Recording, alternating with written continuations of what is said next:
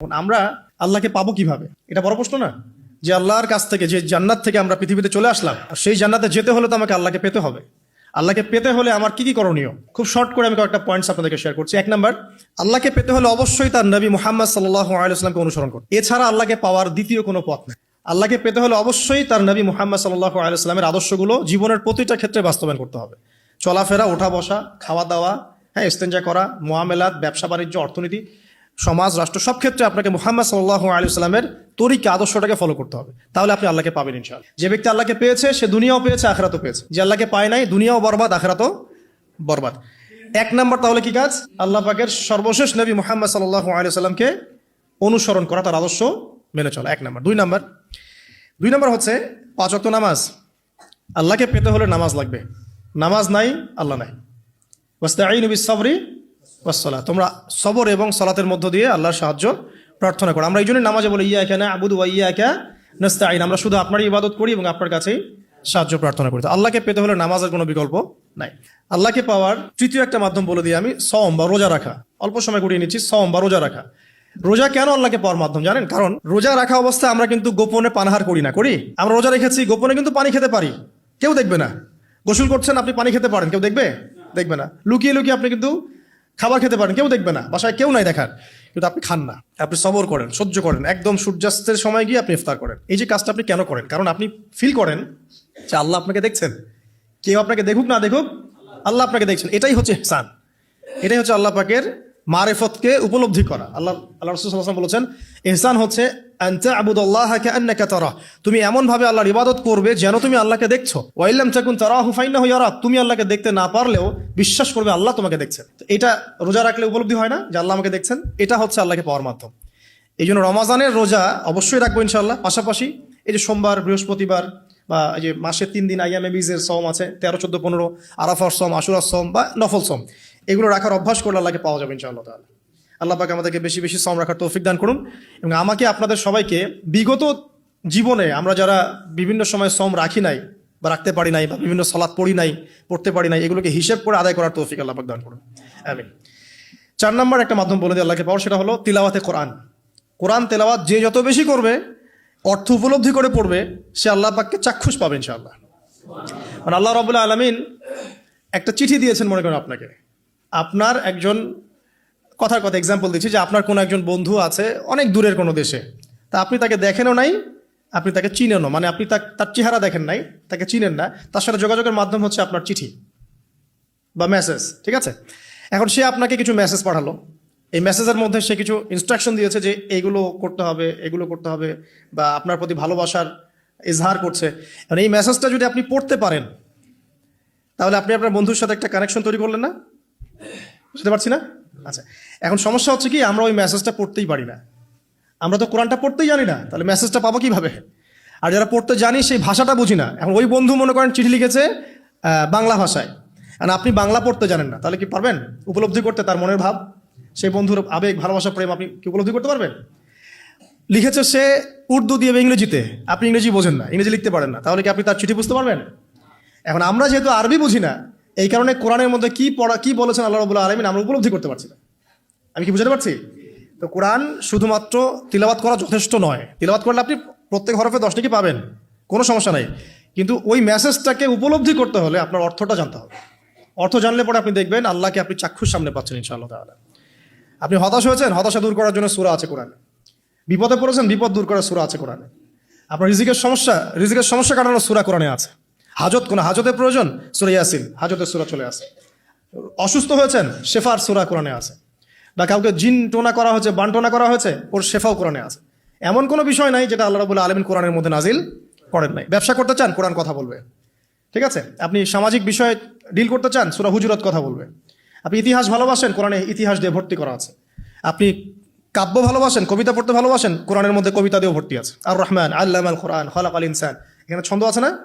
প্রত্যেকটা ছন্দ, ওয়ান নাজমি ইযা হাওয়া মা দাল্লা সাহিবুকুম ওয়া মা গাওয়া ওয়া মা ইয়ানতিকু আনিল হাওয়া, ছন্দ আছে না?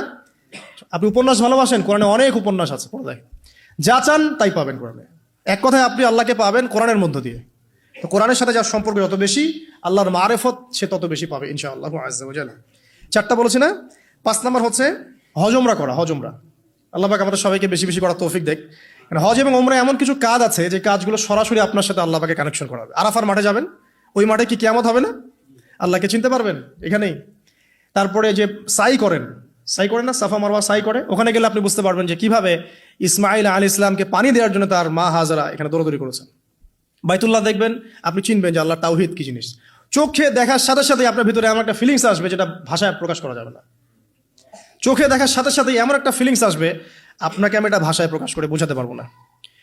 আপনি জানবেন ইব্রাহিম আলাইহিস সালাম এবং তার ছেলে ইসমাইল আলাইহিস সালাম বাপ বেটা মিলে রাজমিস্ত্রি কাজ করেছে। এটা আপনি জামজাম কূপ দেখবেন, পানি পান করবেন, আল্লাহকে চিনতে পারবেন যে এই কূপ তো অলৌকিক, এই কূপের মতো কূপ নাই পৃথিবীতে, এর পানি কখনো শেষ হয় না, এবং এই পানি খেয়ে মানুষ বেঁচে থাকতে পারে, খাবারের দরকার হবে না, দীর্ঘদিন পর্যন্ত এই পানি খেয়ে মানুষ বেঁচে থাকতে পারবে, খাবারের প্রয়োজন হয় না। তো এই পানির মধ্যে এমন কিছু উপাদান আছে যেটা মানুষের শরীরের রোগগুলোকে শেফা দিয়ে দিবে ইনশাআল্লাহ তাআলা আল্লাহর হুকুমে। তো প্রত্যেকটা কাজে রাসূল সাল্লাল্লাহু আলাইহি ওয়াসাল্লামের শহরে গেছেন মদিনায়, ওই মদিনার বাতাসটা আপনাকে বলে দিবে যে এটা একটা অন্যরকম শহর। ঠিক আছে, রাসূল সাল্লাল্লাহু আলাইহি ওয়াসাল্লামের রওজায় যাবেন, সামনে দাঁড়াবেন, আপনি আল্লাহকে চিনতে পারবেন। আপনি আর পৃথিবীতে থাকবেন না, অন্য জগতে চলে যাবেন। ওই যে বাকিউল গারকাত আছে, সাহাবীদের কবরস্থান জান্নাতুল বাকি, ওখানে ঢুকবেন, আপনার কাছে মনে হবে যে পৃথিবীটা আসলে কিছুই না, পৃথিবীর সবচেয়ে সেরা মানুষগুলো এই মাটির নিচে শুয়ে আছে। ওখানে আপনাকে খুবই তুচ্ছ মনে হবে তাদের সামনে। এই যে মানে বিভিন্ন জায়গায় গিয়ে আল্লাহকে চিনতে পাওয়া, এটা সবচেয়ে ভালো হয় হজ এবং উমরাতে গিয়ে।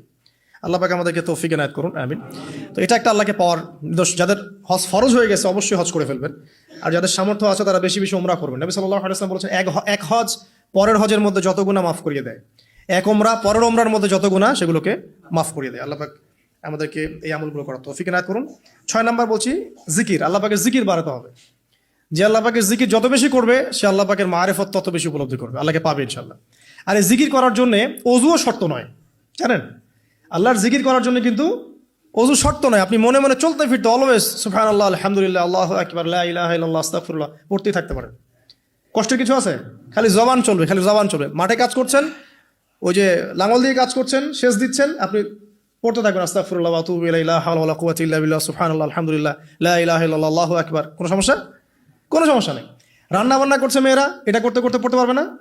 গাড়ি ড্রাইভ করছেন, ড্রাইভ করতে করতে আপনি পড়তে পারবেন লা ইলাহা ইল্লাল্লাহ ওয়াহদাহু লা শারীকা লাহু, লাহুল মুলকু ওয়া লাহুল হামদু ওয়া হুয়া আলা কুল্লি শাইইন কাদির। যে কোনো কাজ করতে করতেই ইল্লাল ইস্তিনজা, ইস্তিনজা বাদ দিয়ে।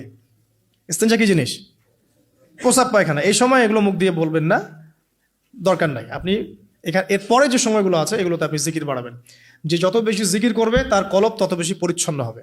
যার কলব যত পরিচ্ছন্ন, আল্লাহর নূর তার কলবে তত বেশি আসবে, সে আল্লাহ পাকে তত কাছে পাবে ইনশাআল্লাহু আযজা ওয়া জাল। 7 নাম্বার দোয়া ইস্তেগফার বাড়িয়ে দেয়া। আল্লাহর কাছে বেশি বেশি দোয়া করতে হবে। দোয়া বাড়িয়ে দেন। দোয়ার জন্য হুজুর ডাকতে হবে না, দোয়ার জন্য আমাকে ডেকে বাসায় খাওয়ানোরও দরকার নেই আপনার। দোয়ার জন্য আপনি যথেষ্ট। নামাজে দাঁড়ান, নামাজের সেজদায় দোয়া করেন, নফল নামাজ পড়েন, নফল নামাজের সেজদায় দোয়া করেন, নামাজের পরে হাত তুলে দোয়া করেন, প্রয়োজনে নামাজের সালাম ফেরানোর আগে দোয়া করেন, যে কোনো ভালো কাজ করেছেন তারপর দোয়া করেন। ঠিক আছে, কোরআন তেলাওয়াত করলেন দোয়া করেন, তাহাজ্জুদের ওয়াক্তে দোয়া করেন, বৃষ্টি পড়ছে তখন দোয়া করেন। ঠিক আছে, মানে দোয়া কবুলের মোমেন্ট, সময়গুলো, আজান হয়েছে, আজান ইকামতের মাঝখানে দোয়া করেন। এই যে এখন খুতবা হচ্ছে, এই সময় দোয়া করেন, দোয়া কবুল হবে। দিনী মজলিসে বসেছেন, দোয়া করেন, দোয়া করতে থাকেন মনে মনে। যত বেশি আপনি দোয়া করতে পারবেন আল্লাহর কাছে, ইনশাআল্লাহ আল্লাহকে আপনি তত কাছে পাবেন ইনশাআল্লাহ। এটা আল্লাহকে পাওয়ার অন্যতম মাধ্যম। এবং ইস্তেগফার মানে কি? তওবা করা। আস্তাগফিরুল্লাহাল্লাযী লা ইলাহা ইল্লা হুয়াল হাইয়ুল কাইয়ুম ওয়া আতুবু ইলাইহি। এটা বেশি বেশি পড়বেন, দিনে কমপক্ষে 70 বার বা 100 বার পড়ার চেষ্টা করবেন। আল্লাহ পাক তৌফিক দান করুন। কয়টা বলেছি ভাই? 7টা। আচ্ছা, 8 নাম্বার হচ্ছে সদকা করা। সদকা, দান সদাকা আল্লাহর কাছে খুব বেশি পছন্দের। দান সদকা করার জন্য সম্পদ লাগে না, আমার কথা শোনেন। দান সদকা করার জন্য সম্পদ লাগে না, কলিজা লাগে, মন লাগে। বহু বড় বড় মানুষ আছে দান সদকা করতে পারে না, কোটিপতি, যাকাত দেয় না, আছে না? আর বহু গরিব মানুষ ভ্যান চালায়, কৃষিকাজ করে, দেখবেন 100 টাকা দান করে দিল। মন থাকতে হয়, মন, কলিজা বড় থাকতে হয়। তো যাদের কলিজা বড়, মন বড়, তারা দান সদকা করতে পারবে ইনশাআল্লাহ। আর যার মন বড়, সেখানেই তো আল্লাহ নূর আসবে। সংক্ষিপ্ত মনে, সংকীর্ণ মন, আল্লাহ নূর কোত্থেকে আসবে? কথা বুঝতে পারেন নাই? তো দান সদকা বাড়ান। আপনি 1 টাকা দান করেন, 5 টাকা দান করেন, হালাল রিজিক থেকে 1 টাকা দান করেন, সেটা আল্লাহর কাছে অনেক বেশি পছন্দের। একটা হাদিসে নবী সাল্লাল্লাহু আলাইহি ওয়াসাল্লাম বলেছেন, হালাল উপার্জন থেকে আল্লাহর বান্দারা যখন একটা খেজুরও দান করে, আল্লাহ পাক সেই একটা খেজুরকে আস্তে আস্তে বড় করতে থাকেন, বড় করতে থাকেন, বড় করতে থাকেন। এটা এক পর্যায়ে পাহাড়ের সমান হয়ে যায়। কিয়ামতের মাঠে মানুষ তার দান এবং সাদাকার যে ছায়া, এই ছায়ার নিচে অবস্থান করবে। আপনার বিপদ হয়েছে, দান সদকা করেন, বিপদ দূর হয়ে যাবে ইনশাআল্লাহ। জটিল কোনো রোগ হয়েছে, কোনো ডাক্তার ট্রিটমেন্ট করতে পারছে না, সদকা করেন, রোগ ভালো হয়ে যেতে পারে ইনশাআল্লাহ। সদকার ব্যাপক ফজিলত আছে। সদাকা, দান, সদাকা, দোয়া, এগুলো তাকদিরের যে বিপদ আপদগুলো আছে না, ঝুলে আছে, আমাদের তাকদিরের বিপদ আছে না অনেক, এগুলোকেও সরিয়ে দিতে পারে।